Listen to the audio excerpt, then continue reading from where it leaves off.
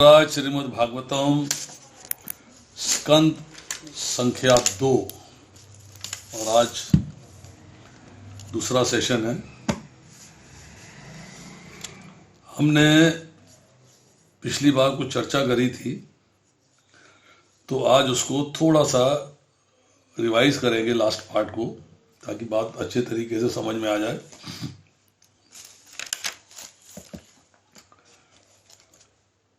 चर्चा चल रही थी, जो ज्ञानी पुरुष है वो धर्म और भक्ति को छोड़ता नहीं, योग करता है भक्ति के साथ तभी सफल होता है।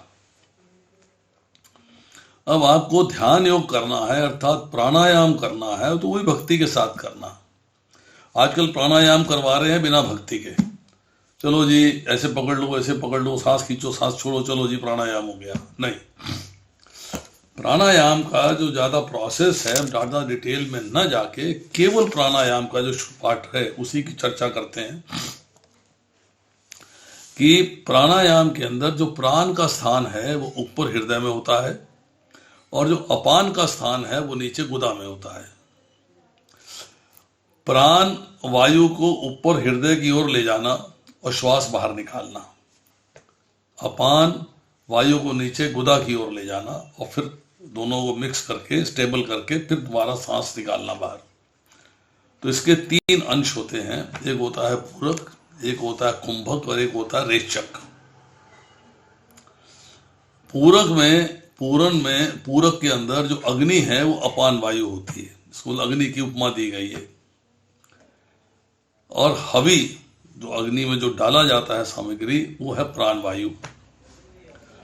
तो अपान वायु में प्राण वायु डाला जाता है, मतलब अपान वायु नीचे होती है, प्राण वायु उसमें डाल दिया जाता है।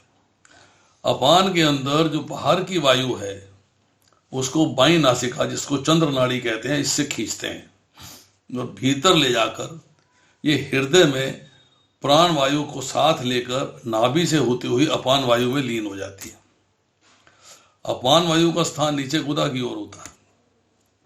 ऊपर से हवा खींचते हैं बाईं नाड़ी से, और वो प्राण वायु को साथ लेते हुए वो नीचे अपान वायु में मिल जाती है। अब इसके बाद है कुंभक। कुंभक में क्या होता है, प्राण और अपान दोनों जो वायु है इनकी गति को रोक देते हैं, स्टैटिक कर देते हैं, नो मूवमेंट एट ऑल। श्वास ना भीतर जाता है ना श्वास बाहर आता है। और फिर होता है रेचक। रेचक में अग्नि जो है वो प्राण वायु है, और हवि जो है वो अपान वायु है। हवि मतलब उसमें जो सामग्री डाली जाती है।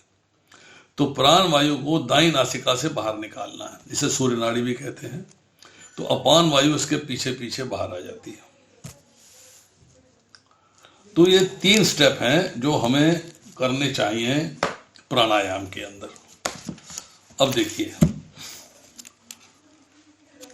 अब जब हम पूरक प्राणायाम करते हैं, पूरक प्राणायाम का मतलब ये है बाईं तरफ से सांस को अंदर लेके जाना। तब आपको जो है भगवान के नाम का जप करते रहना है। जब भगवान के नाम का जप करते हैं तो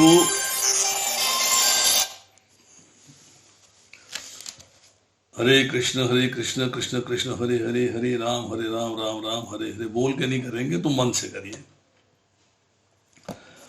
तो जब पूरक प्राणायाम होता है तो ऐसी भावना रखिए कि भगवान मेरे अंदर आ रहे हैं।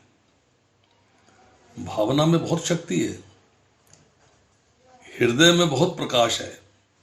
उस हृदय के प्रकाश के आधार से मन, बुद्धि और इंद्रियां काम करती हैं। और प्रकाश किसका है हृदय में? आत्मा का भी और परमात्मा का भी, दोनों वहां पे विराजमान है। प्रत्येक के हृदय में प्रकाश होता है। हृदय कमल सदृश है। भगवान के प्रेम में जब हृदय पिघलता है तब ये कमल खिलता है।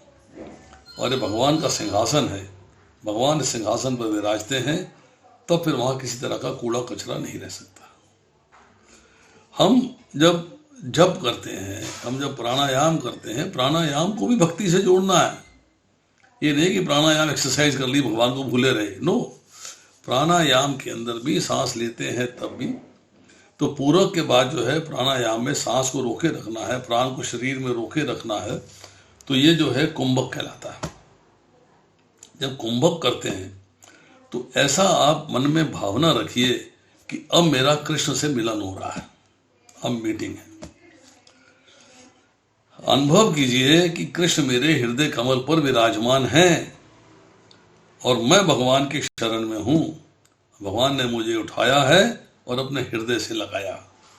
अब मैं अपने भगवान से मिल रहा हूं, अब मैं भगवान के साथ हूं। अब इसको थोड़ा प्रैक्टिकली शेप देके देखिएगा, विचार करिए कि शरीर जब मिलते हैं तो क्या हमें सुख मिलता है? शरीर के मिलन में ही सुख है, मुर्दे के मिलन में सुख नहीं है। मुर्दे के आप गले नहीं लगते हो, जीवित के गले लगते हो। मुर्दे के हाथ हैं, पैर हैं, मुख है, सब कुछ है, पर मुर्दे से मिलन में सुख नहीं मिलता है, दुख ही मिलता है। कहां फंस गए भैया के? सो दो शरीरों के मिलन में सुख नहीं है, सुख है दो आत्माओं के मिलन में।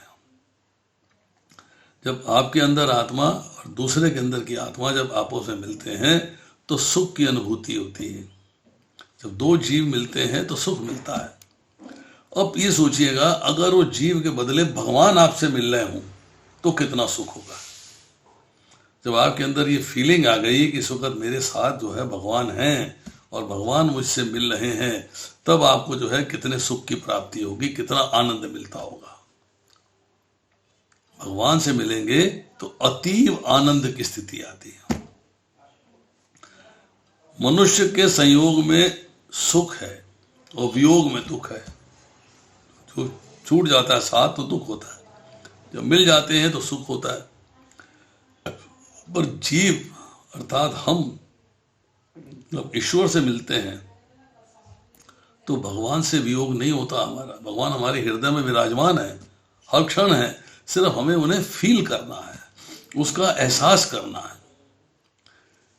संसार के अंदर विरह और मिलन, संयोग और वियोग, ये अनित्य हैं, टेम्परेरी हैं। मात्र स्पर्शा तो कौन तो है, सुख दुख आगम अपायने नित्या तांत तिक्षुआ भारत। सुख और दुख सर्दी गर्मी के आने जाने के समान सीमित और क्षण भंगुर है।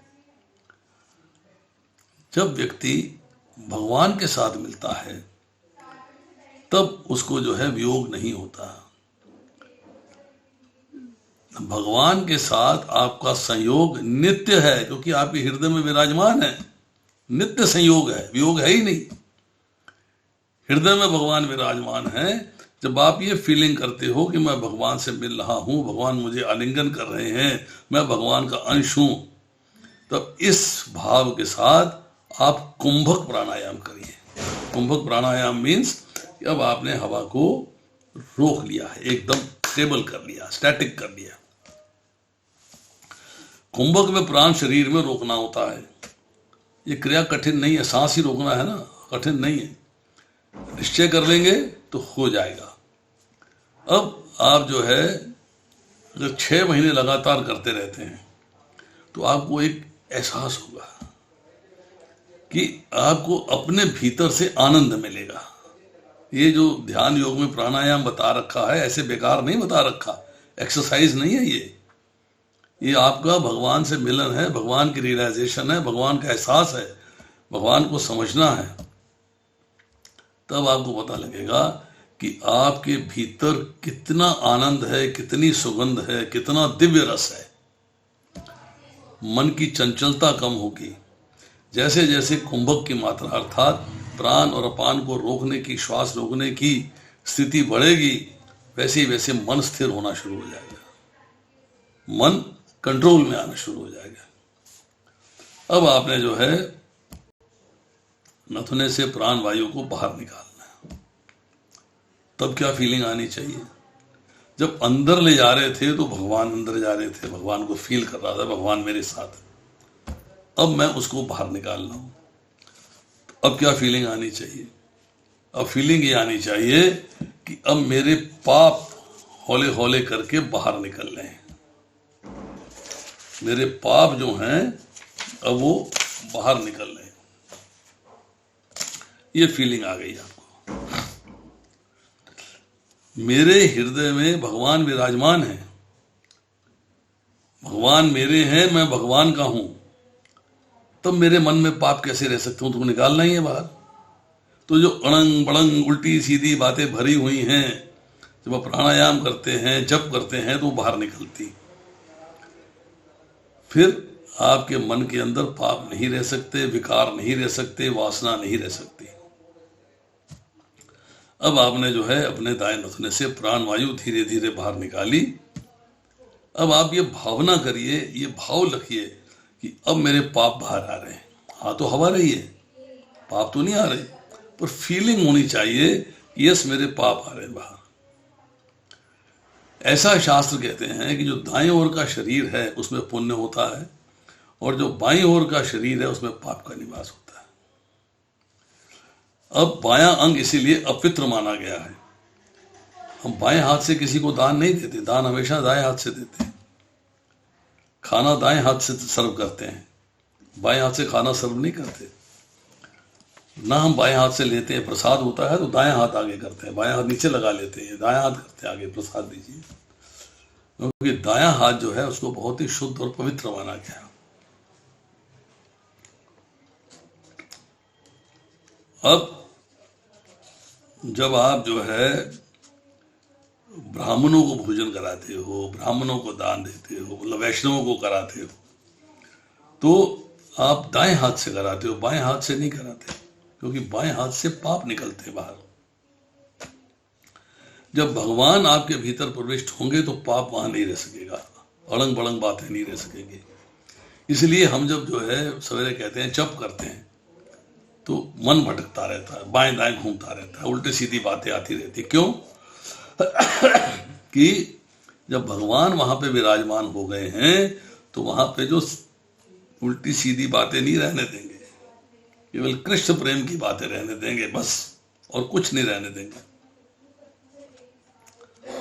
अब हौले हौले आपके अंदर फीलिंग होगी, यस अब ये जो निकल गए हैं ना, इनको दोबारा अंदर नहीं आने देना है। मतलब भौतिक संसार से संबंध विच्छेद करेंगे तो भौतिक संसार के जो कार्यकलाप हैं वो आपके मन के अंदर फिर प्रवेश नहीं करेंगे। अब आपका हृदय शुद्ध हो रहा है, हृदय में भगवान पधारे हैं, ऐसी भावना आपको करनी चाहिए।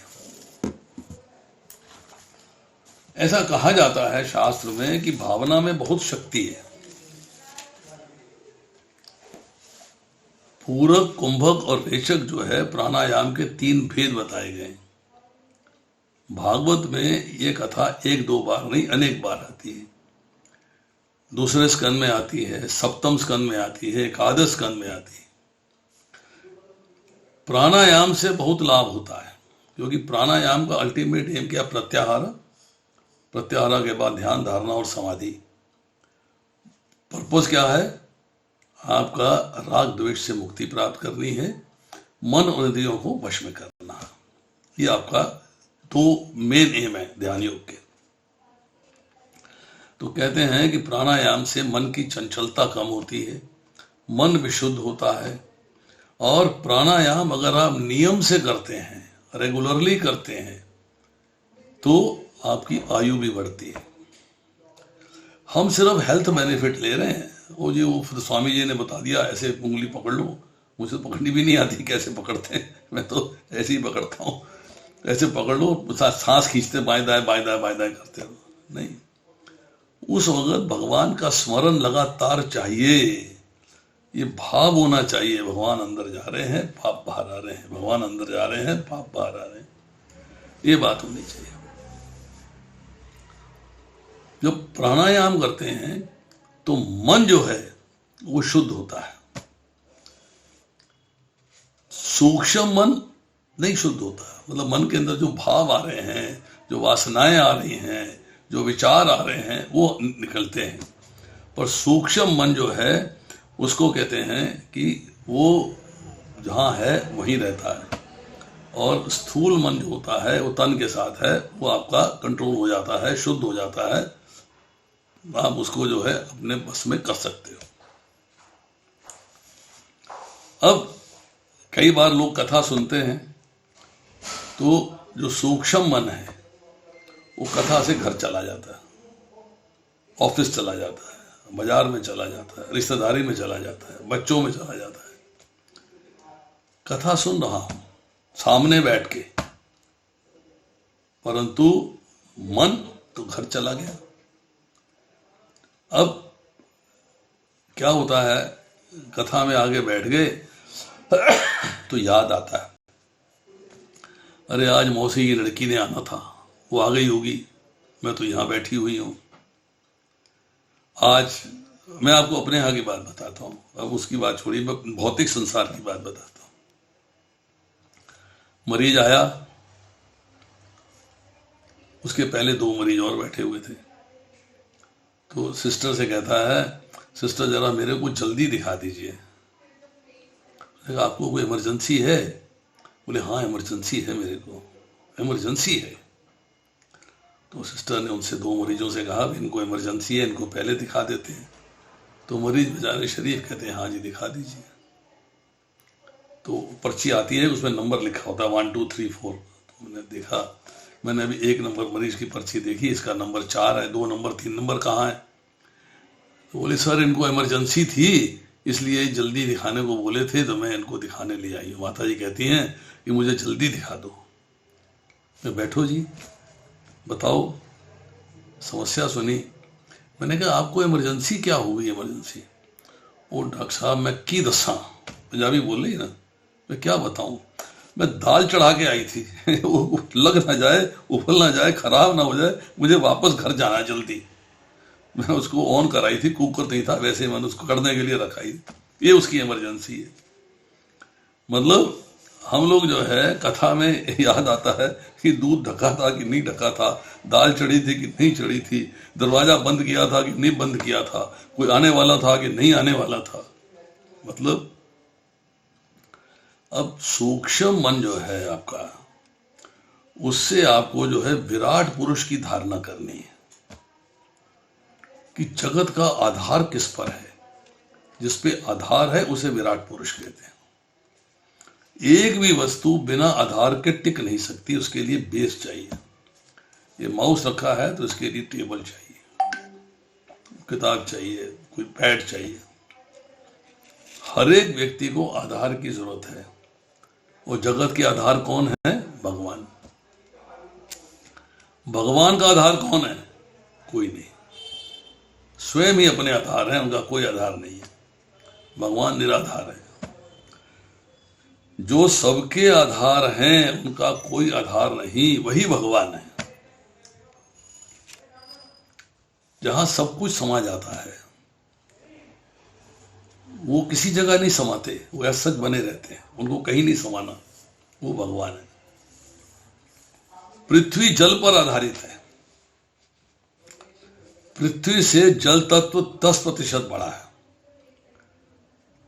तेज वायु में है, वायु से प्रकाश तत्व 10% बड़ा है। वायु आकाश में है, आकाश भगवान में निहित है।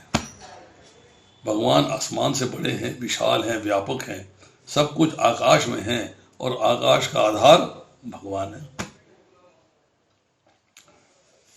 तो जिस संसार में, जिस जगत में भगवान प्रेजेंट है, निहित है, उस वहां भगवान को विराट पुरुष कहते हैं। जगत को भगवान में देखने की आदत डालिए। भगवान को देखते हैं तो ये समझिए कि जो भौतिक सृष्टि हम देख रहे हैं इन्हीं का अंश है, इन्हीं का पार्ट एंड पार्सल है। वो इससे हमारा शरीर बना है, वो भी इन्हीं का पार्ट एंड पार्सल है। तो जगत को, संसार को, भौतिक सृष्टि को भगवान के साथ देखिए। साधारण मानव जगत को ईश्वर से भिन्न करके देखता है। भगवान अलग है, जगत ये है, जगत में तो संसार में रह रहा हूं, मजे ले रहा हूं, मंदिर चला जाऊंगा। अरे भगवान और जगत में कोई फर्क नहीं है, जगत भगवान का ही अंश है। इस बात को लेके चलिएगा। जो जगत को ईश्वर से अलग मान लेता है, भिन्न मान लेता है, उसकी दृष्टि बिगड़ती है, उसका मन बिगड़ता है। और जो जगत के प्रत्येक पदार्थ में भगवान को देखता है, जो जगत को भगवान के साथ देखता है, उसका मन शुद्ध होता है। अब आप इस जगत में रह रहे हैं, संसार में रह रहे हैं, और भी जीव हैं, और भी जीव हैं, तो आपको किसी के प्रति कुभाव नहीं होना चाहिए, सबके प्रति एक जैसा भाव होना चाहिए। भगवान कहते हैं भगवद गीता में, विद्या विनय संपन्ने ब्राह्मणे गवि हस्तनी शुनि चय शुपाके चय पंडिता समदर्शिना।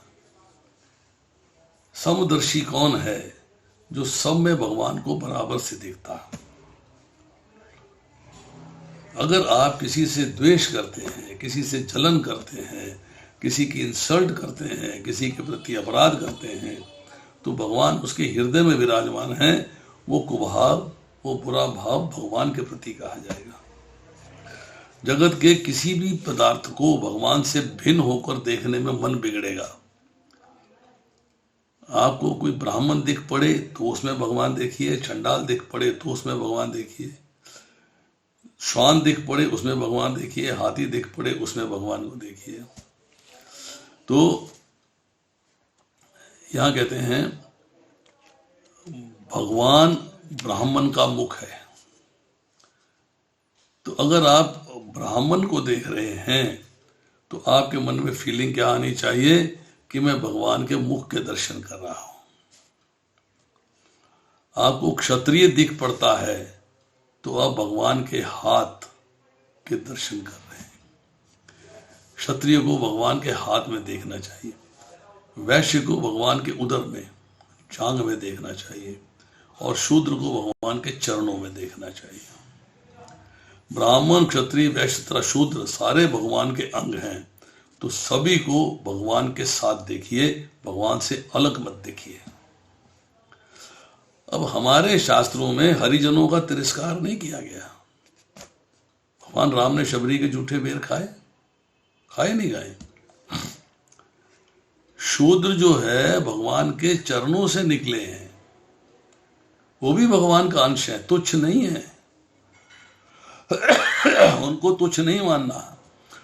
सभी ब्राह्मण हो, क्षत्रिय हो, वैश्य हो, शूद्र हो, वे भगवान के अंग होने से सभी श्रेष्ठ हैं। जो दूसरे को तुच्छ मानता है वह स्वयं तुच्छ है। इसीलिए 5वें अध्याय के 18वें श्लोक में भगवान ने कहा, विद्या विनय संपन्न है। जो विद्या और विनम्रता, विनयशीलता से संपन्न है, उस सब में भगवान को समान दृष्टि से देखता है। जो अपनी ड्यूटी, अपने फर्ज को उचित रूप से अदा नहीं करता, वह तुच्छ है। ब्राह्मण संध्या गायत्री नहीं करता, अर्थात हरे कृष्ण महामंत्र का जप नहीं करता है, जो रूल्स रेगुलेशंस बनाए हैं उनका गुरु पूजा नहीं करता है, मतलब उसके लिए जो है वो ब्राह्मण श्रेष्ठ नहीं है, उसे तुच्छ ही कहना चाहिए। 3 दिनों तक जो संध्या गायत्री नहीं करता और खाना खाता है, वह ब्राह्मण शूद्र के सदृश है। जिसकी जो ड्यूटीज हैं वर्णाश्रम धर्म के अनुसार, उसको वो ड्यूटीज उचित रूप से पूरी करनी चाहिए। स्वधर्म का त्याग करने वाला तुच्छ है, ये भगवान बता रहे हैं। दूसरे अध्याय के अंदर ये चर्चा आ रही है कि अपने धर्म का पालन करना चाहिए। जब आप सब में भगवान को देखते हो तो किसी को भगवान से अलग नहीं समझना है, भिन्न नहीं करना। अगर कोई व्यक्ति आपको दिखता है कि बड़ा क्रोधी है, बड़ा द्वेष है, बड़ा जलन है इसके अंदर, बहुत ही मतलब इसकी नेचर ठीक नहीं है, तो आप ये सोचिएगा कि उसके अंदर भी भगवान है। वो क्रोध कर रहा है तो भगवान ने क्रोध का स्वरूप लिया होगा। तो भगवान के क्रोध का स्वरूप कौन सा? इसमें भगवान क्रोधित हो जाते हैं, कौन सा स्वरूप है?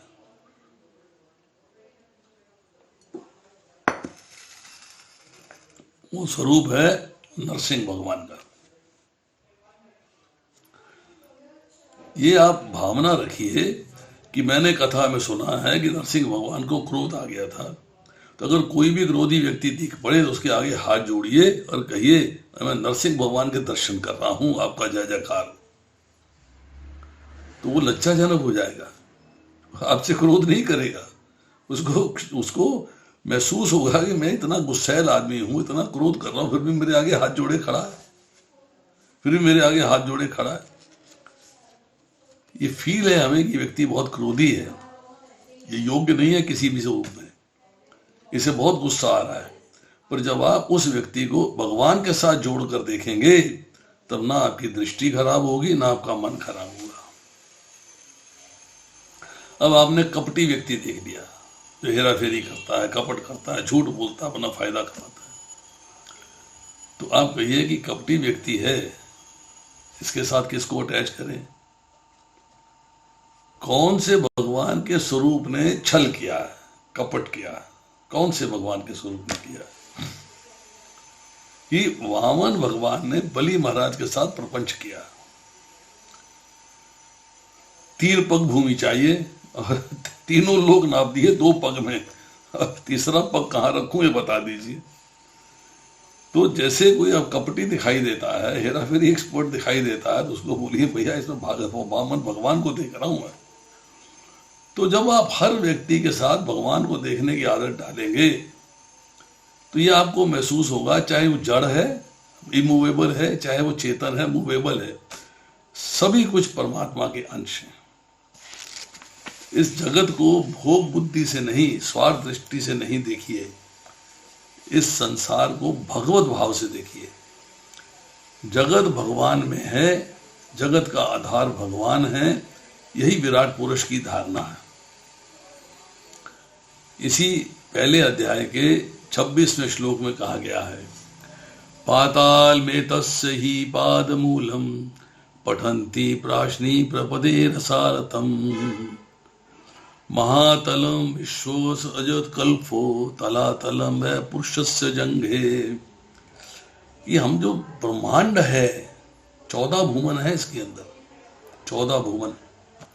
तो हम ये लेके चलते हैं कि एक ऐसा बंगला है जिसके अंदर 14 फ्लोर हैं, बहुत बड़ा बंगला है, असीमित है,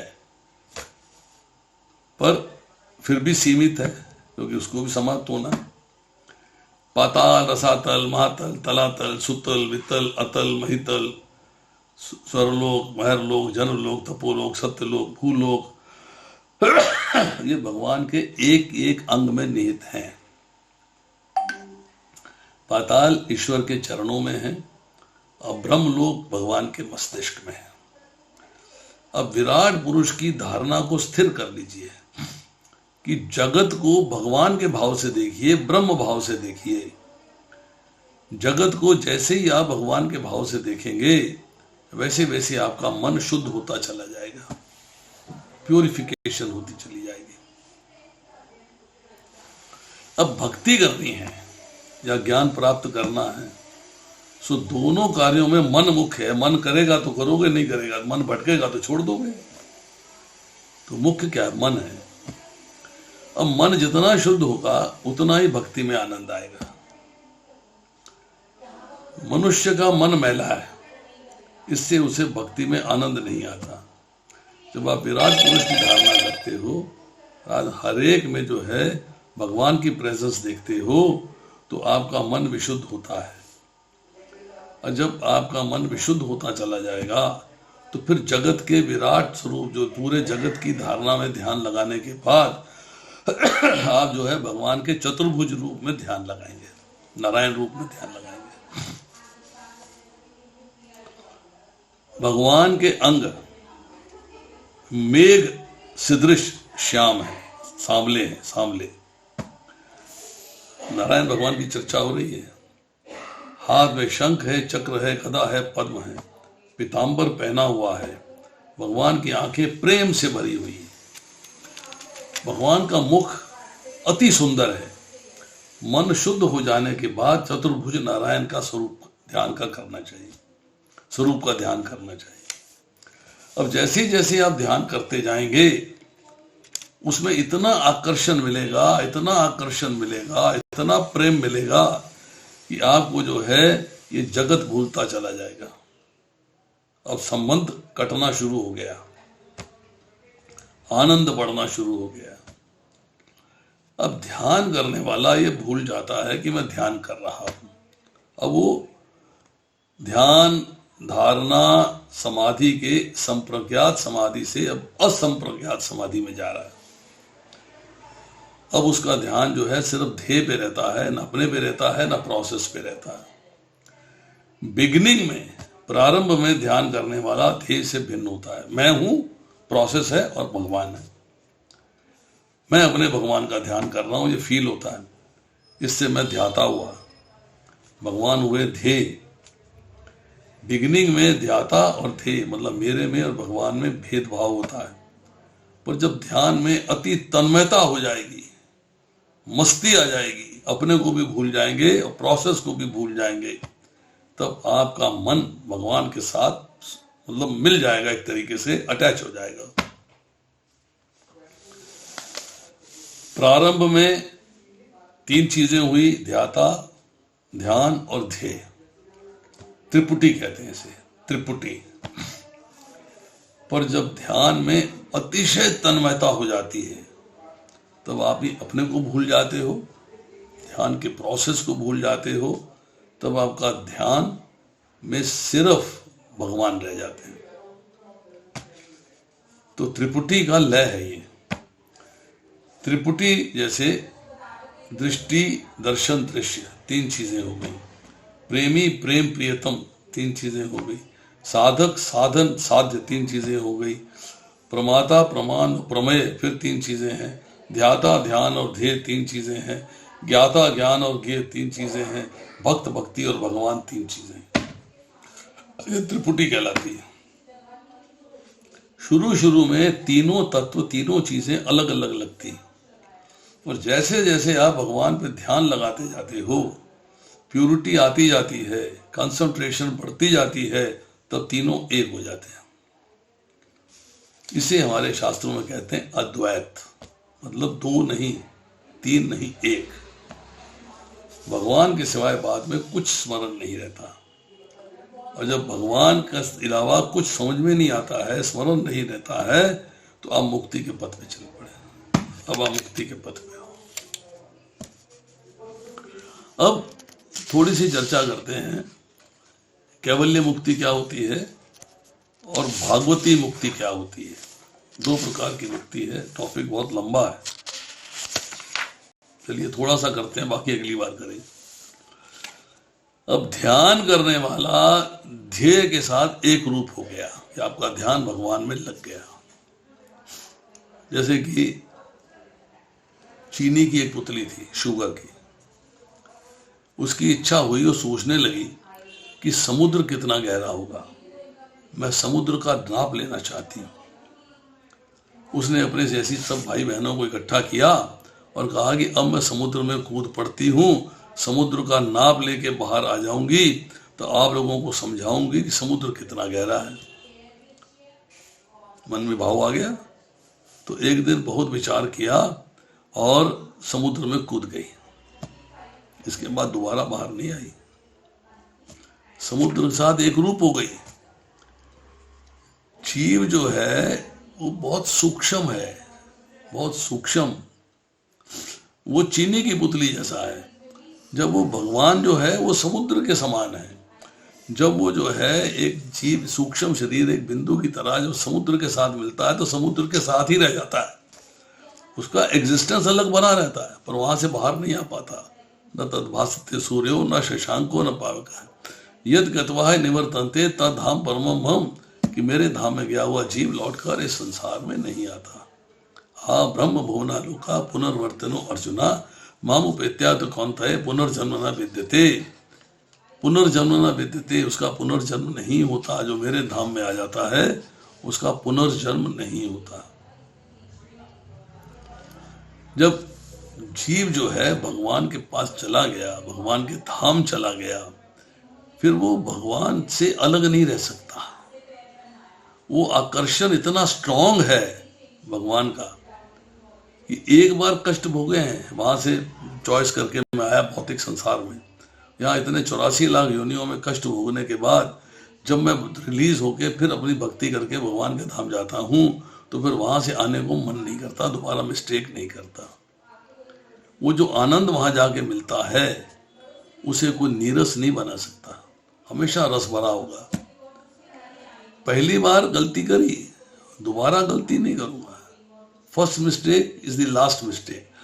क्योंकि मैंने भौतिक संसार में दुख देख लिए, अब मैं जो है भगवान के पास जाके सुख की स्थिति में रहूंगा। कर्मजम बुद्धि युक्ता ही फलम त्यक्त्वा मनीषिणा जन्म बंध विनिर्मुक्ता पदम गच्छन्ति अनामयम।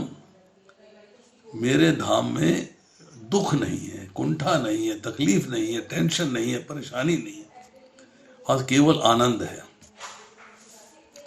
अब जो ज्ञानी हैं, जो भगवान के बारे में ज्ञान रखते हैं, भगवान की भक्ति करते हैं, वो भगवान की भक्ति करते, भगवान का चिंतन करते हुए भगवान के समान अर्थात उनमें वो गुण आ जाते हैं जो कि गुण ब्रह्म में होते हैं। जो गुण ब्रह्म में हैं वो गुणों को वो प्राप्त कर लेते हैं। और ब्रह्म में जो गुण है, हमने आपसे चर्चा करी थी कि ब्रह्म में कौन से गुण हैं? पाप रहित, शोक रहित, मृत्यु रहित, जरा रहित, भोजन इच्छा रहित, पिपासा शून्य, सत्य काम और सत्य संकल्प। ये 8 गुण जो हैं ये आपके भगवान के अंदर भी हैं और आपके अंदर भी हैं। उनमें अनंत मात्रा में है, आप में सूक्ष्म मात्रा में। भक्त भगवान के साथ एक रूप हो जाता है, इसे कैवल्य मुक्ति कहते हैं।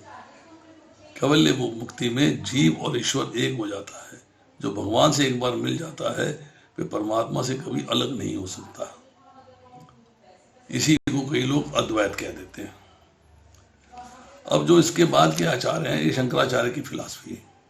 उसमें रामानुजाचार्य, चैतन्य महाप्रभु, ये अद्वैत को तो मानते हैं पर द्वैत के साथ मानते हैं। क्या? कि भगवान के साथ मिलके एक नहीं हो जाते। ये भगवान के धाम जाके जीव का, आत्मा का इंडिपेंडेंट एग्जिस्टेंस बना रहता है, पर भगवान के साथ सानिध्य मिलता है, उनकी सेवा में लग जाते हैं। तो यहां जो है वैष्णव आचार्य जो है इस बात को समझाने के लिए एक दृष्टांत देते हैं कि एक मछली जो पानी में डूबी हुई है उसे गर्मी का जरा भी त्रास नहीं होता, उसे बहुत शीतलता मिलती है। अगर उसे पानी पीने की इच्छा हो तो वह पानी में निमग्न रह के भी पानी नहीं पी सकती। मछली को अगर पानी पीना है तो उसे पानी से बाहर आना पड़ेगा, उसे ऊपर आना ही पड़ेगा। जल से अलग होके वह जलपान कर सकती है। ब्रह्म रस का अनुभव करना है तो उसे ब्रह्म से अलग होना पड़ेगा। मतलब भगवान के साथ एक नहीं हो सकते कि भगवान में मिल गए। आनंद तभी आएगा जब आप अलग हो और भगवान अलग है। यही द्वैतवाद है। वैष्णव आचार्य कहते हैं कि भगवान अर्थात ब्रह्म रसमय है। रसमय ब्रह्म का अनुभव उसे ही होगा जो उससे अलग रहता है। मतलब आप उसके अंदर मिल जाओगे तो अनुभव कैसे होगा? अनुभव तो बाहर रह के होगा ना। तो आनंद की अनुभूति करनी है और परमात्मक स्वरूप का अनुभव करना है तो ब्रह्म से अलग होना पड़ेगा, भगवान से अलग रहना पड़ेगा। यही द्वैतवाद है। वैष्णव ब्रह्म रस का अनुभव करते हैं। अरे शक्कर खाने में मजा आता है कि शक्कर बनाने में मजा आता है? शक्कर को मालूम नहीं है कि मुझ में कितनी मिठास है। ज्ञानी पुरुष जो है ब्रह्म रूप होते हैं, ब्रह्म रस में निमग्न हो जाते हैं, उनको कोई दुख नहीं है। परंतु ब्रह्म का जो रसात्मक आनंद है, ब्रह्म के रस का जो आनंद है, ब्रह्म रस में निमग्न हो जाते हैं, जो उसमें वो ज्ञानी जो है ब्रह्म रूप हो जाते हैं। वो ब्रह्म और ब्रह्म भगवान से अलग होते हैं, वो एक नहीं, मिल नहीं जाते। जैसे कि समुद्र की अंदर एक समुद्र की एक बूंद मिल गई, नहीं, उनका एग्जिस्टेंस अलग रहता है, उनको कोई दुख नहीं है। क्योंकि भगवान का, ब्रह्म का जो रसात्मक आनंद है उसको अनुभव करने के लिए वैष्णव अलग से रहते हैं, मिक्स नहीं हो जाते हैं, एक नहीं हो जाते। वैष्णव को भगवान के ब्रह्म रस का आनंद प्राप्त होता है जब भगवान की नित्य सेवा करते हैं। तो वेदांत के ग्रंथों में, वैदिक ग्रंथों में ज्ञान के आधार पर द्वैत अद्वैत का वर्णन किया गया है। तो वैष्णव शास्त्रों में चर्चा क्या आती है कि प्रेम के आधार पर अद्वैत का वर्णन है। वैष्णव प्रेम से भगवान के साथ एक रूप हैं, परंतु भगवान की सेवा करने के लिए भगवान से भिन्न है। भगवान कृष्ण ने जब उद्धव जी को भेजा मथुरा, और जाओ गोपियों को दिलासा दो, माता पिता को दिलासा दो, उद्धव जी 3 महीने वहां रहे और राधा जी को समझाया, गोपियों को समझाया, वे कृष्ण संदेश दिया है ब्रह्म में मन को लगाओ। बहुत लंबी कथा है, भ्रमर गीत चलेगा, बहुत लंबा है, नॉट एक लाइन में बताते हैं। राधा जी कहती हैं उद्धव मन ना होते 10-20, एक ही मन था वो श्याम सुंदर ले गया, अब किसमें लगाएं, कौन सा मन किसमें लगाएं, अब नहीं लग सकता। तो उद्धव जी जो है बड़े परेशान, बड़े नाराज होके, उदास होके जब मथुरा वापस आते हैं तो कृष्ण से कहते हैं तुम बड़े निर्दयी हो, बहुत निर्दयी हो तुम। बोले क्या हुआ? अरे वहां रो रही है बालिकाएं, राधा रो रही है, गोपियां रो रही है, माता पिता रो रहे हैं और तुम जो है अपना मथुरा में बैठे हुए हो, तुम्हारा उनसे वियोग हो रहा है, तुम्हें समझ में नहीं आ रही बात। तो कृष्ण कहते हैं उद्धव आंखें बंद करो जरा। उद्धव जी ने आंखें बंद करी, बोले खोलो। खोली तो देखा सामने सिंहासन पे कृष्ण और राधा दोनों विराजमान हैं। कहते हम तो दोनों एक हैं, लीला की दृष्टि से 2 हुए हैं, आनंद की दृष्टि से 2 हुए हैं, हम तो दोनों एक हैं। तो इसी तरह वैष्णव शब्द कहते हैं कि जीव और भगवान एक रूप हैं, पर भगवान की सेवा करने के लिए जीव भगवान से भिन्न रहना चाहता है। नेकता नाथ में स्पृहास्ति, वैष्णव ईश्वर से अलग रहकर ईश्वर की सेवा करना चाहते हैं। ऐसी एग्जाम्पल दिया गया है, पति और पत्नी दोनों भिन्न होने पर भी एक रहते हैं। पत्नी को पुरुष का वाम अंग कहा गया, अर्धांगिनी कहा गया, पर एक होने पर भी भिन्न है। इसी तरह भक्त और भगवान भीतर से एक हैं। भक्त भगवान से अलग नहीं रह सकता, पर भक्तों को भगवान की सेवा करने में आनंद आता है। जब पूर्ण द्वैतवाद आ जाता है, आपस में मिल जाते हैं, तब सेवा नहीं हो सकती। इसीलिए वैष्णव जीव को भगवान से भिन्न मानते हैं कि जीव जो है भगवान की सेवा में लग सकता है। जीव मानते हैं क्या? जीवेरे स्वरूप कृष्णेर नित्यदास, कि जीव जो है कहता है कि मैं भगवान का दास हूं, मैं भगवान की सखी हूं, मुझे भगवान के साथ एक नहीं होना है, मुझे नित्य सेवा में जाना। वैष्णव आचार्य वर्णन करते हैं कि हमारा शरीर मल और मूत्र से भरा हुआ है। ये शरीर ठाकुर जी की सेवा के लायक नहीं है। इस शरीर से भगवान की सेवा नहीं हो सकती। तब वैष्णव भगवान जैसा अलौकिक अपराकृत दिव्य रूप धारण करते हैं। उस शरीर में मल नहीं है, मूत्र नहीं, शरीर अति दिव्य है। भगवान जैसा ही अति दिव्य स्वरूप धारण करके परमात्मा की नित्य सेवा में जाते हैं। ये चर्चा हो रही है ठाकुर जी के धाम की। सेवा उपयोगी भावात्मक दिव्य स्वरूप कौन देता है आपको? किसकी ड्यूटी है देने की?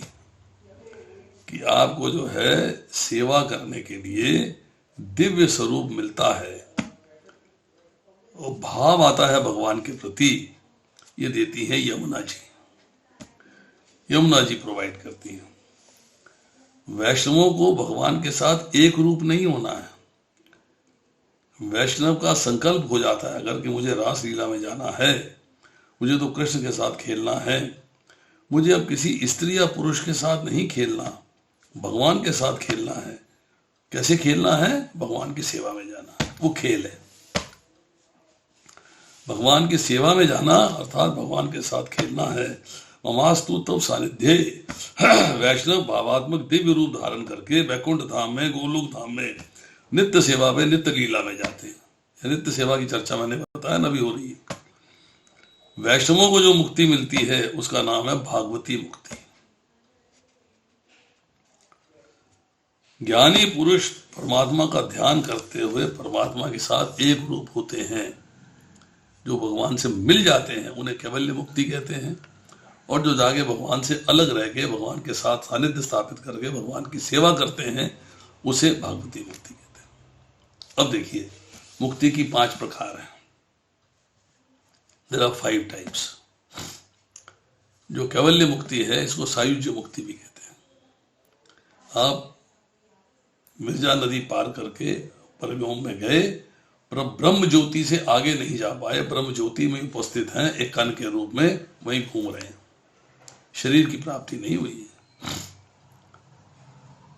भगवान कहते हैं अच्छा, अब तुमको जो है मेरा लोक चाहिए, मतलब ब्रह्म ज्योति से आगे चाहिए, जहां मैं हूं वहां चाहिए, वैकुंठ चाहिए, गोलोक वृंदावन चाहिए, तो तुम जो है मेरे लोक में आ जाओ। तो मुक्ति हो गई सालोक्य। अब सालोक्य भी बहुत बड़ा है, भाई दूर कहीं बैठा है तो लोक में बहुत दूर बैठा। भगवान कहते हैं मेरे समीप आ जाओ, मेरे निकट, तो सामीप्य मुक्ति हो गई। ने कहा निकट तो आ गए हो, ऐसा है कि तुमको मैं अपने जैसा रूप देता हूं, तुम भी चतुर्भुज बनो, मैं भी चतुर्भुज हूं, मेरे जैसा रूप धारण करो, मेरे जैसी सेवा करो, जैसे मेरी सेवा करो, जैसा मैं कहूं, नित्य सेवा में रहो। तो ये सारूप्य मुक्ति हो गई, भगवान जैसा रूप मिल गया।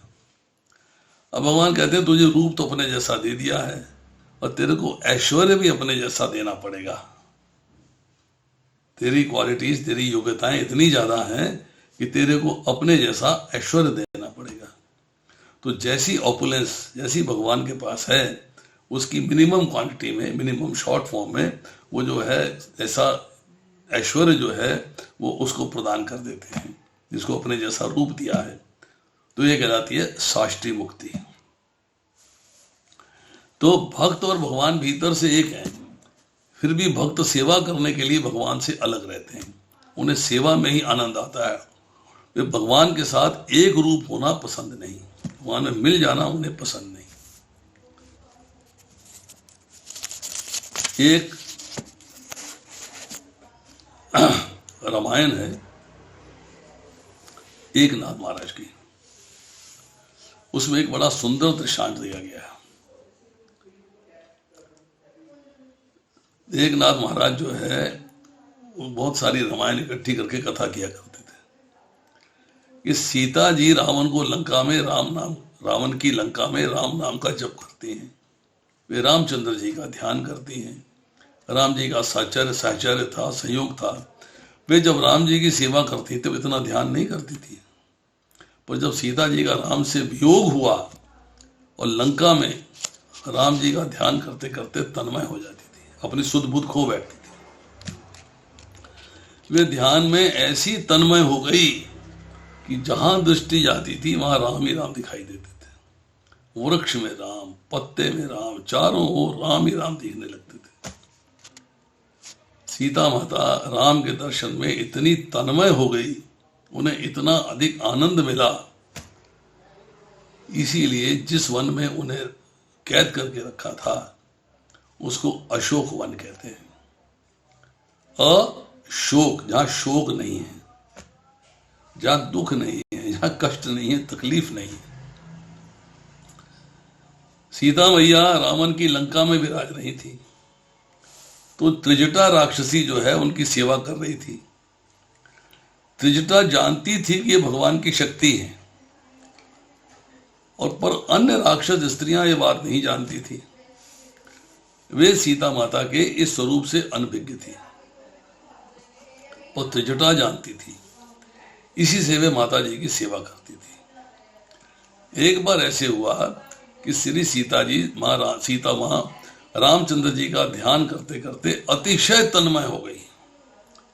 आज तक तो उन्हें बाहर चारों ओर राम दिखाई पड़ते थे, अब तो भीतर भी राम दिखने लगे।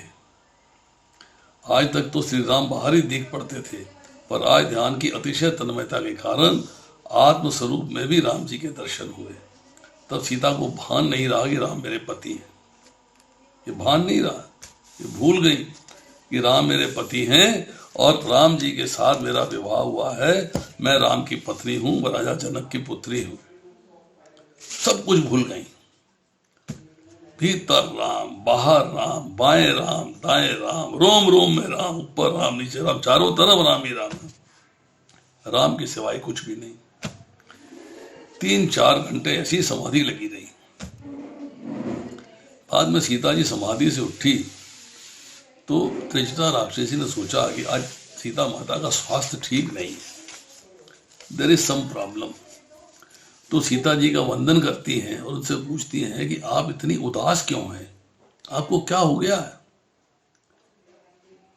सीता जी कहती हैं, एक बार मैंने कथा में सुना था कि एक कीड़ी भ्रमरी का चिंतन करती रहती थी, जो उड़ता है, भ्रमर उड़ता है, उसकी फीमेल भ्रमरी, और मैं वो भ्रमरी हो गई।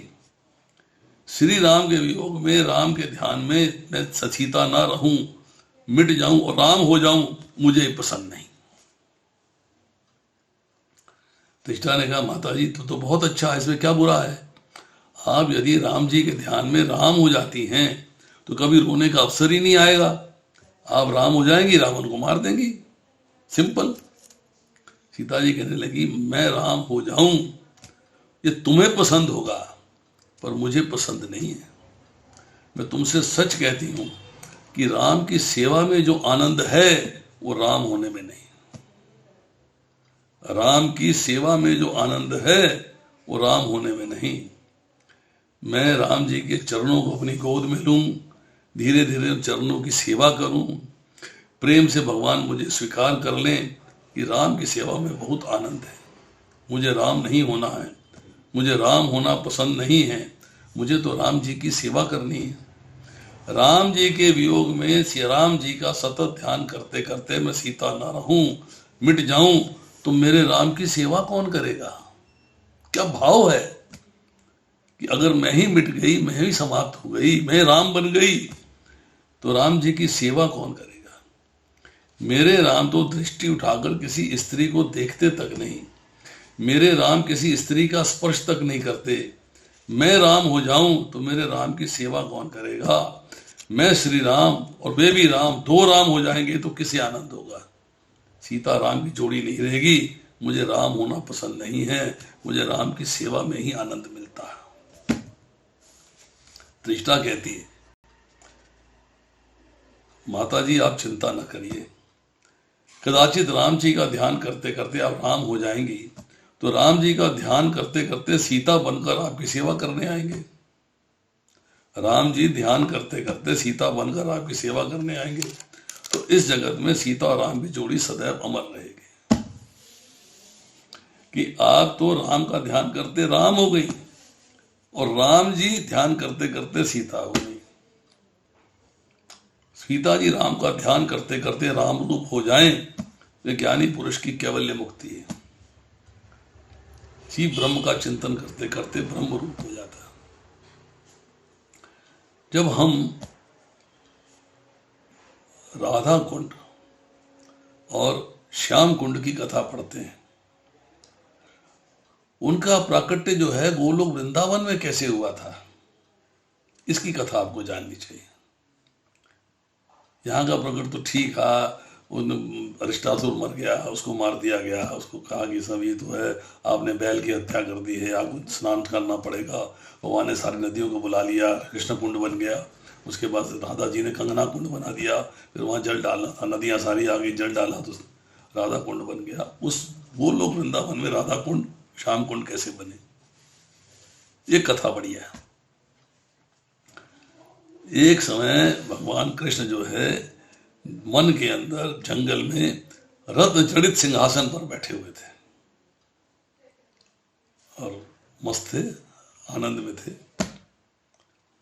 तो राधा जी का ध्यान करते करते करते करते करते करते उनका शरीर जो है लिक्विड फॉर्म में हो गया और अल्टीमेटली राधा जी में परिवर्तित हो गया। राधा जी बन गए। जब राधा जी बन गए हैं तो कृष्ण कृष्ण पुकारने लगे। कृष्ण राधा बन गए हैं, पुकार रहे हैं कृष्ण कृष्ण कृष्ण कृष्ण। कुछ सखियां जो हैं वन में विचरण कर रही थी, उन्होंने देखा तो जाके राधा जी से बोला, अरे सुनती हो राधा? क्या? अरे वहां कृष्ण जो है राधा बने बैठे हैं और कृष्ण कृष्ण पुकार रहे हैं। तो राधा जी आई, देखा, ये तो वही अजीब घटना हो गई। तो राधा जी जो है कृष्ण के भाव में इतना तन्मय हो गई कि राधा जी का शरीर जो है पिघलते पिघलते वो कृष्ण के रूप में परिवर्तित हो गया और उन्होंने राधा राधा पुकारना शुरू कर दिया। अब कृष्ण कृष्ण कृष्ण पुकार रहे हैं, राधा राधा राधा पुकार रही है, भाव उसमें बन गए कृष्ण राधा, यहां बन गई राधा कृष्ण। अब दोनों की आंखों से अविरल आंसू बह रहे हैं, शोक के नहीं, आनंद अतिरेक के, सुख के, आनंद के, ब्लिस के आंसू बह रहे हैं। उन आंसुओं से सरोवरों की रचना हुई। जो आंसू कृष्ण की आंखों से बहे वो कृष्ण कुंड बना, और जो आंसू राधा की आंखों से बहे वो राधा कुंड बना। यहां पर अब कह रहे हैं अनेक बार भगवान भी भक्तों की सेवा करते हैं। भगवान को भक्तों की सेवा करने में आनंद आता है। भगवान भक्तों के साथ खेलते हैं। भगवान की सेवा में नित्य लीला में आनंद आता है। वैष्णव भगवान के धाम में नित्य लीला में जाते हैं। भगवान के दरबार में काल नहीं जा सकता, वहां काल को प्रवेश नहीं मिलता। वैकुंठ में काल नहीं जा सकता, वहां नित्य आनंद है। गोलोक धाम, वैकुंठ धाम में भक्त भगवान के साथ खेलते हैं, भगवान की नित्य सेवा में नित्य लीला करते हैं। वैष्णव प्रेम से तो भगवान के साथ अंदर से एक रूप होते हैं, परंतु बाहर से भिन्न रहते हैं। वे भगवान की नित्य सेवा करते हैं। वैष्णवों की इस मुक्ति का नाम है भागवती मुक्ति। सारूप्य हो गई, सामीप्य हो गई, मतलब शास्त्रीय मुक्ति हो गई, मतलब भगवान अपने पास बुला के उनसे सेवा करवाते हैं। सुखदेव जी महाराज परीक्षित को सावधान करते हैं, किसी भी तरह की मुक्ति की प्राप्ति करने के लिए मन से संसार का त्याग करना पड़ता है। संसार का सुख जिसे अच्छा लगता है उसके ज्ञान में, भक्ति में बहुत विघ्न आते हैं। उसकी भक्ति बढ़ती नहीं है। योग में शांति नहीं है, त्याग में शांति है। भोग में क्षणिक सुख है, त्याग में अनंत सुख है। संसार का सुख सभी को एक समान मिलता है। मानव को श्रीखंड पूरी खाने में जैसा मजा आता है, वैसा ही आनंद पशु को हरी घास खाने में आता है। जीव का सुख मानव और पशु को समान लगता है, लेकिन श्रीमान को बंगले में पलंग में लेटने में जैसा आनंद आता है, वैसा ही आनंद गधे को कूड़े के ढेर पर लेटने में आता है। गधे को अगर कोई व्यक्ति ले जाके बंगले में पलंग पे बिठाएगा तो बाहर भागेगा, उसे आनंद नहीं आएगा। आनंद दोनों का समान है। इंद्रियों का सुख सभी को समान रूप से मिलता है, भेदभाव नहीं है। पर प्रश्न यह है कि उसको इंद्रिय सुख कहां प्राप्त हो रहा है और उसको इंद्रिय सुख कहां प्राप्त हो रहा है, बस। अनेक बार ऐसा होता है, जो गरीब आदमी होता है वो मन को बिगाड़ता है।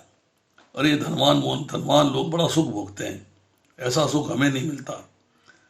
कभी भी अन्न के सुख का विचार नहीं करना चाहिए, संतोष रखना चाहिए। जो आपको प्राप्त है उसमें संतोष करिए। लौकिक सुख भोगने वालों का विचार न करिए, उनका स्मरण तक न करिए। वे तो दया के पात्र हैं, उन्हें सच्चे सुख का पता नहीं है। उनकी बुद्धि बिगड़ी हुई है, इससे वे लौकिक सुख में फंसे हैं। जिन्होंने लौकिक सुखों का त्याग कर दिया है, जो भगवान के ध्यान में तन्मय हैं, ऐसे महापुरुषों का स्मरण करना चाहिए।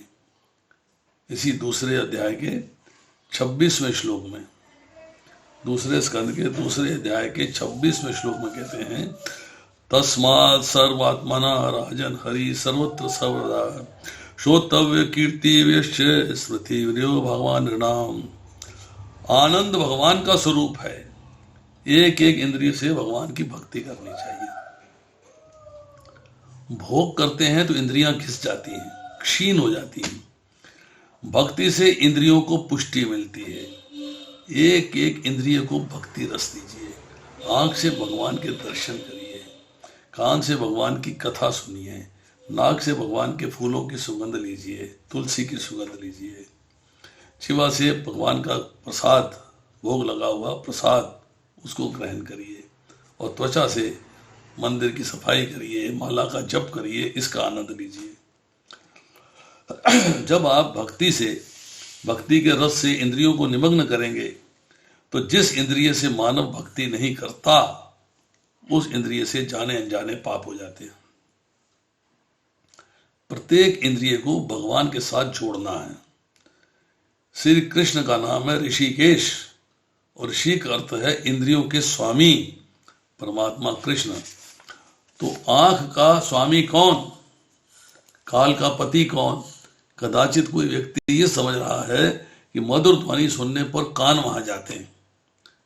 मधुर ध्वनि या शब्द कान का स्वामी नहीं है। सुंदर रूप देखने पर आंखें वहां दौड़ती हैं। लौकिक रूप आंख का स्वामी नहीं है।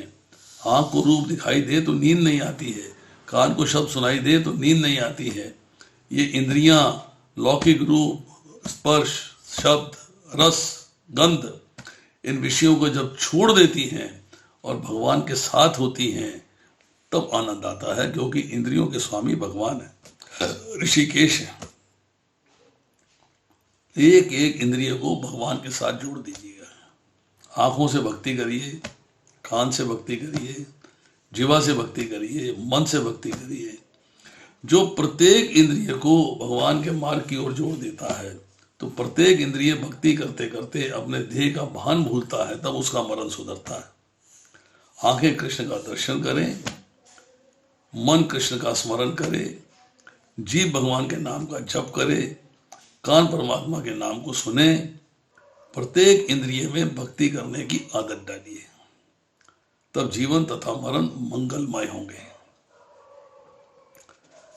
चौथे अध्याय के 12वें श्लोक में कहा गया है, नमः परस्मै पुरुषाय भूयसे सद्वत्वस्थानं निरोध लीलया ग्रहतीशति कृत्याय देहेन मंत्र भारव्या अनुपक्षसौर्तदे। जब 3 अध्यायों की कथा सुखदेव महाराज को देह का भान न था, चौथे अध्याय में कुछ सचेत हुए, तब उन्होंने मंगलाचरण किया है। कथा का ऐसा नियम है कि वक्ता को कथा के आरंभ में मंगलाचरण करना चाहिए, परंतु सुखदेव जी महाराज को देह तक का ध्यान न था। भगवत भाव में उनका हृदय निमग्न था, परमात्मा के दर्शन में उनकी तन्मयता थी, और भगवान की प्रेरणा से ही तो यहाँ पधारे हैं, सिंहासन पर बैठे और कथा का आरंभ किया है। सो 3 अध्याय तक की कथा कहने पर भी महाराज को मालूम नहीं है कि मैं क्या कर रहा हूं। जब वक्ता को याद रहता है कि मैं शास्त्री हूं, मैं बोल रहा हूं, तब भगवान तुरंत नहीं आते। वक्ता को कृष्ण के दर्शन में, स्मरण में तन्मय होकर जब वक्ता बोलता है, तब मैं वक्ता हूं ये भूल जाता है, तब उसके मुख के द्वारा भगवान बोलते हैं। तुकाराम महाराज ने बहुत सुंदर कथा कही है। एक वैष्णव ने कहा, आप कथा बहुत सुंदर करते हो। तुकाराम महाराज ने कहा, न कहिए, मैं तो अपने विट्ठल नाथ जी के दर्शन करता हूं, मैं अपने भगवान के स्मरण करता हूं, मैं बोलता नहीं हूं। मैं तो प्रभु के दर्शन में, स्मरण में लीन रहता हूं। बुलवाते वो हैं, मैं नहीं बोलता, जो वो बोलते हैं मैं बोल देता हूं। सुखदेव जी महाराज कृष्ण के दर्शन में ऐसे तन्मय थे कि 3 अध्यायों की कथा कहने तक थोड़ा सा भी देह का भान ना हुआ कि मैं कहाँ बैठा हूं। ऐसा उन्होंने विचारा, और गंगा जी के दर्शन उन्हें हुए, तब उन्हें पता लगा कि मैं गंगा तट में बैठा हूं। ये बड़े बड़े ऋषि महात्मा मेरी कथा सुनने को बैठे हुए हैं। सुखदेव जी महाराज कथा कर रहे हैं, वहां उनके पूज्य पिताजी व्यास नारायण भी हाथ जोड़कर बैठे रहते हैं। वे सोचते हैं ये मेरा पुत्र है, पर मुझे लगता है मुझसे श्रेष्ठ है। ये कैसा बोल रहा है? मैंने भागवत बनाई, पर भागवत के रहस्य को तो जैसा मेरा पुत्र समझ रहा है, ऐसा मैं भी नहीं समझा। भागवत पढ़ना सुनना अलग बात है, उसके रहस्य को समझना है आवश्यक, दैट इज इंपॉर्टेंट। तो सुखदेव गोस्वामी ने रहस्य समझाया है, और व्यास देव जी कहते हैं कि मैंने भागवत बनाई है, पर ऐसा रहस्य तो मैं भी नहीं समझा। सुखदेव जी के मुख से कथा सुनते हुए व्यास जी को आनंद हुआ। व्यास नारायण बैठे हैं, बड़े बड़े ऋषि सुखदेव जी की कथा में बैठे हैं। इन सब को देखकर सुखदेव जी को थोड़ा संकोच हुआ, अरे मैं तो यंग आदमी, 16 वर्ष का 17 वर्ष का बालक, और बड़े बड़े ऋषि मुनि बैठे हुए हैं। देहाती स्थिति में जो रहता है उसे किसी मर्यादा की अपेक्षा नहीं रहती, परंतु देहवान होने पर धर्म की मर्यादा रहती है। इस देहवान के बाद सुखदेव जी ने 4थे अध्याय में मंगलाचरण किया। परमात्मा श्री कृष्ण मंगलमय है, संसार अमंगल रूप है। संसार में जहां देखते हैं वहां अधिकांश रूप से कामनाओं का राज्य है। सभी कामना से आतुर होकर प्रवृत्ति करते हैं। प्रायः सब जीव काम सुख में फंसे हुए हैं। पीत्वा मोहमयी प्रमाद मंदिराम उन्मत्त सृष्टि जगत। वासना ही मदिरा है, इस मदिरा को पीकर संसार सकाम है। इससे संसार मंगलमय नहीं है, भगवान निष्काम है और मंगलमय। हमारे शास्त्रों में लिखा है कि काम अमंगल रूप है। जिसकी आंखों में काम है, जिसके मन में काम है, उसका सब कुछ अमंगलमय है। कृष्ण का काम से संपर्श नहीं है। भगवान के पास काम नहीं आ सकता। सूर्य नारायण के पास अंधकार नहीं जा सकता। भगवान का सब कुछ मंगलमय है। कृष्ण का स्वरूप मंगलमय है, श्री कृष्ण का नाम मंगलमय है, श्री कृष्ण की लीला मंगलमय है, श्री कृष्ण का धाम मंगलमय है। मंगलाचरण में मंगलमय भगवान के चरणों में वंदन करते हैं। श्री कृष्ण का कीर्तन, श्री कृष्ण का स्मरण, श्री कृष्ण का अर्चन सब मंगलमय है। श्री सुखदेव जी भगवान कृष्ण के चरणों में बार बार वंदन करते हैं। तो आज यही समाप्त करते हैं। शेष फिर अगली बार करेंगे चतुश्लोकी भागवत।